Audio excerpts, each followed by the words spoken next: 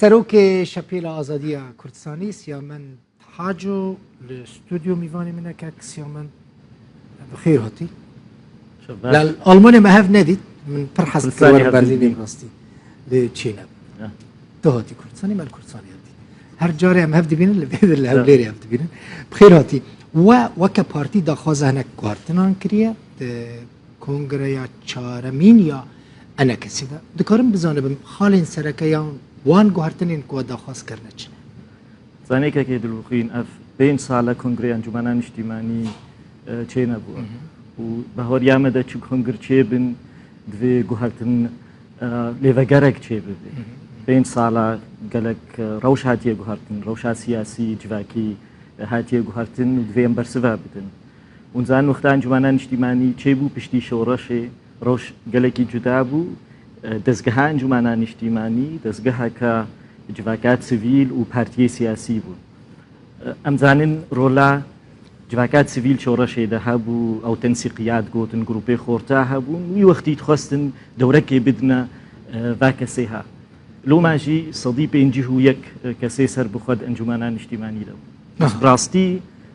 هەفبەندی کە پارتیە سیاسی بوو چ دەوراوانە بوو یە کەسێ سەر بخوا تەبلو سەدی پێنجی و یک کسی سر بخوابون به هر یامه دا سترکتور دویوری گوهرتن وکم گوت سروکاتیه دا کسی سر بخوا حتی ایرونینا د کمیته ofisi گرینگی انجمنان اجتماعی کسی سر بخوانی اینجبر براستینه سر بخوابون اینجبر کسی سر بخوا نماند انجمنی گریدای پارتیا و بهتر گریدای پارتی دموکرات کردستان سوری لوما مگوت دوی سترکتور کنو جبوی انجمنی وریدانین ببی یعنی هفبندی که پارتی سیاسی بریار به پارتی سیاسی او تنی بریاری بستینه تکاری کسی سر بخواهن کسی بسپور کمیته که شیورمند کسی سر بخواه چه بی بس تنکاری و بس بین کنگرش بوی دنگ بدن پارتی که و تدوراوانا که یک یعنی تی بیجی ام وکه پارلمنت کن ام کیمای بشکیش کردی سوری نونرتیاوات کن امی هل بجارتنا چه بکنو کسی سر بخوجی کارن خو هل بجرن او 15 پارتی بانجمنان اجتماعی ورنه هل بجارتنش بر ایرو معیار نین انجمنی دا چه پارتی دوراوی چیه بریا کسی سر بخوا پارتین سیطره انجمنان اجتماعی کن به هر یامد وی افوری گوهرتن یاد دوا گلک برسوی سیاسی دوی ام بدن موقفی ما جپیدی نزل على يعني und بينن دراجهاندني دا قالك جداية موقف بارتيد انجمنان اجتماعي جبر ما وكا انجمنان اجتماعي موقفك ندايا جو بيدي يعني جدان وصلني كردي ام تشاوات خوازن و بردوام بهرتكم دوی استراتيجية انجمنان اجتماعي هذه يادي دوید مؤتمر دا ام موقفي خوش ائتلاف زلال بدنا خياكرن حتى ايرو اجي نهاتيا خياكرن نرينك جدر كسنا ما هنا جدر نرينا که دیدن خویا کردن حوالی می هندرو نرينا که دیدن خویا کردن و پارتی انجمنی خودجی نرينا و جدای عفرین موقف نزل على انجمنی اف برسی هانا که دوید مؤتمر دورنا گفتگو کرد که کسی ائتلافه طبعا ائتلاف فکرکم مسئله که گلکی کمپلیکه براسی او قص معقده تکلت نزانی چوج ناف درکمی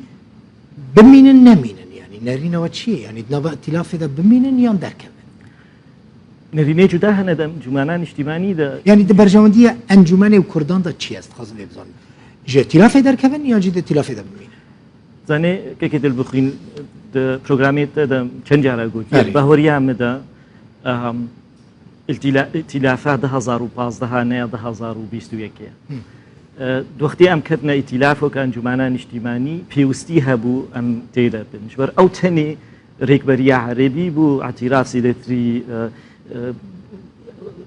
21 ولات اعتراف بيت كر وكانوا نري شرعيه ملطي سوري ايرو نوصا ائتلاف شفدك هتيا ام دستايدا مستاندني دنا افنو نرتيا ملطي سوري كي معي لجنيف وسر استانا في دولتي تبي وستيدين ام ائتلاف تبين بس اف خالي هاد فيل مؤتمر ده ام ذكري سر باخذن و بريار وريستاندن چينا به 5 کس سروکاتی بناوی 15 کس پارتیا بریاری بستین و گفتگو نکن لو ماشي مؤتمر جوینا هری گرنگا و یا هری مصنع بریار دوی لویدی ورنستاندن و دوی حمو خالی نزلال الجەمە دوێ وەرنە نیقاشکردن بریار وەرێستان ئەم نکارن ڕاستی سیاسەتا خۆ سەر داخوایانە بڕێڤە بن استراتێژی دوێ مۆتەمەردە وەرێدانین و نە داخوایانی استراتێژیا دەستگەهەکەوە کە ئەنجومانان نیشتیمانی نادەینە. فکرەتە چی ینی پێشبینیکردنەتە چییە نەرینێ وای یانجی خاڵین کوم پێشکەشتکن وێوەرن قبولکردن حتا ئیرۆ خویای ناینە قبولکردن گفتوگۆکردن خۆشک سەر ینی چ دەبە سەبەب کوونەیەن قبولکردن بە هۆریامدا یەکژێ ئەنجومانان نیشتیمانی نزانی چییە وەکەم گوت پارلەمنتەکە هەفبەندیکە پارتیە سیاسیە نێکژ هەردووکایە و ئەف مشکلەکە بڕاستی مشکلاتی دیموقراتی لێ بکەوێ ناوا ئەنجومانان نیشتیمانی بە هۆریامدا حتا ئیرۆ نەدەستگەهەکە دیموقراتیە یادی نەناوەندی ئەم داوانە ناوەندیە ژێکبەریەش نیزامێژ پێدێ دکن و دیموقراتیشی ئەم داوێژ هەمویاتکن ئەم نەدیموقراتن حتا حەدەکی نەدیموقرات مشعالیە دیڤە دوێ بریار وەری هەفپارکردن هەر پازدە پارتی ئەنجومانی دوێ ببنە خۆدی بریار حتا ئیرۆ بە هەوەریامدا ئەف نەوسە شەفافی ئەزنجام گوتنا کوردی ژێرە چییە شەفافیت الجەمە نینە بریار چاواتەی نەستاندن دوارێ مالی لە شەفافیت وەکە میناک نینە جەم ئەنجومانان نیشتیمانی ما زێدەتری 6 ساڵیش نیزامنا بەحث داوا شەفافەتیا مالیت کرد ئەم دەستگەهەکن گۆ ینی ئەم بێژن ئەم دخوازن ببنە میناک و ناوا ئەنجومانان نیشتیمانی شەفافیت نییە و مالی تشتێکی گەلێکی گرنگە دەستگەهەکەی شەفافەتیا مالی نەبێ ئەو مشکلەکە مەزن دوێ دەستگەهی دەهەیە ئەس هێویتن ئەف خالی هات مۆتەمەر دەوەرنە گفتوگۆ بەحثکی بەلکی یەکەم جارە بیسم کوآلیەکی سیاسی نەوە ئەنە کەسێدە بەحسەوان خاڵین گەلێکی حساس و گرنگ دکە کۆنگرایە چارەمدا ئەف پرسکرێک وێ بێن چارەسەرکردن تە دەبێژ ئەس هێویتکن هەکە ئەو تشتێم گوت بهێ لە بڕاستی ئەم بخوازن ببێ دەستگەهەکە دیموقراتی دوێ هەر تشت بەکری مۆتەمەردە وەرنە ئاخفتن بەس ئالین هەنە ناخوازن ئەف ببێ و وەکەم گوت ئالیێ هەلبژارتن چێ بێ ئالین هەنە خوازن با کەسێ سەر بخوا ji xwe re bikarbênin em zanin ew kesê niha hatine hilbijartin bahoriyê em de ne ser bixwane yanî em zanin kesê ser bixwe li Kurdistana Sûrî gelkî kêm bêhtirê wa partiyê siyasî vegirê dayin û partiyê siyasî ew bêhtir pêşniyar kirine kî herê hazir bibe dva civînê hilbijartin çêbûne ev partiyê siyasî ne ev mişkileke û bahoriyê em de يعني میناکە گەلکی باش هەیە تەفگەرا سیاسیە کوردیدا بەرەی کوردستانی ئەمزانن هەشتەیدا کورسانە عراقی بەرەی کوردستانی هەبوو و بەرەی کورسانی هەشت پارتیە لە کورسانە عراقی هەفبەندیکە پارتی سیاسی چێکردبوون سەرۆکەی هەشت پارتیا لەفظ ڕوونشتن بریار دەستاندن بەهۆریان دەدوێ ئەم vê bikin ئەم wê nekin divê mînaka dû em gotî em her ne hilbijartina û birastî ez nizanim em çima ji hilbijartina pirsin wê xuya bê ev partiye encûmena niştîmanî hêza wa çiqa heye xtaz bê hilbijartin qizdan bes partiyê di encûmanê de ew her ne hilbijartina û kesê ser bixwe tiştekî din mesela kongreya ene kesê li Qamişlo li gora ku ez dizanim fêm kirî li Qamişlo çê dibe başa hene kesine li dervene heta niha rêj bûwan nehatiye vekirin ku biçin beşdar bibin ya cî biçine Qamişlo wê çawa be bi hoyam de kesin hene naxwazin kesê ji derve pêşdarî motemer bibin em îro sed sala bîst û yekê de nekekê dilbixîn motemerê mezin çê dibin biriya internet tu bixwazê li Ewropa li gelek welatê dî partiya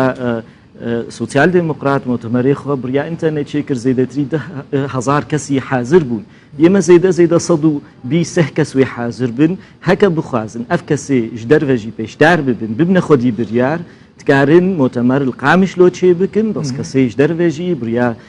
زوم ریا گلک مجال هنه تیدا پیشدار ببن نرینا خو بدن دنگدانی بدن اف نه مشکله باس باهریم ده کسی حوالی می‌د هم درود خوازن بریار دسته واده بی پنج کس سروکاتی هم درود نه او خوازن بریار جماعت مینی. دکارم پرسکی بکن تیب خو بشتر ببیان. از خوازن بشتر. چند سال نچوی قامش کات. سالا 78 و نچوما. نمعقوله. وصل. جه 1978 نچوی قامش لی نچوی روجوا؟ نه. زنی بری از آلمانیا مزن بوما وقتی که مدرس کاری سیاسی کر او امن دوله لمت برسي من قريب ازهرم و صالي شوي هناكي جبر بيدي سر ايشي تشيبون از هيفيتكم بس از كاربم حاضر ببم ميزن مي تشابي كاد دحز چقا سال که 1978 از ما 44 سال نچه براستی حقیقتی تی بچه کنگره از خازم هر از كارم نكارم سر جبوت بچه تی هول بدی از هول ددم وصل هیوید کم تی بچه براستی کیف آمده پشتی 44 سالان حق گریت تی بچه هم ولاتی خواه ببینید الالمانی مزن بویا ثاني كي جبر كيجي قال لك فكرتها اوروبينا براستي مروف دباكو جورج اورنج جبر فيا كي تو انا كاسي نوفا انا كاسي وصا ورنها برف بهور يانده تأثيرها فكري أوروبي قال لك يمكن وراسته أزلويدي مظن بوما نخرابش بهورتكم جرينجا أم بخازن جواكا أوروبي ما بيش كتير جبر وي فكري خوا جبر وين رينا خوا جبر ديمقراطية لهايا وج علي ديفا بحسابها جرام كده از 44 سال نشوما وت أفزيلتري 6 سالي از كاري سياسي دكم يعني عمري من از زاروك بوم وقال لك زحمتها ت سر جهكي كاربكي وتنكاربي هري الويدي حاضر ببي از هيفيكم مجال هذا هيفيدكم تا جقامش لو بكم بيفاني خب راستي لا تاني هيفيدكم وهذا خازم جيو چه ببا زور سپاس یا من حاجو سروک شپیل آزادی کردستانی الاستودیو میوانیم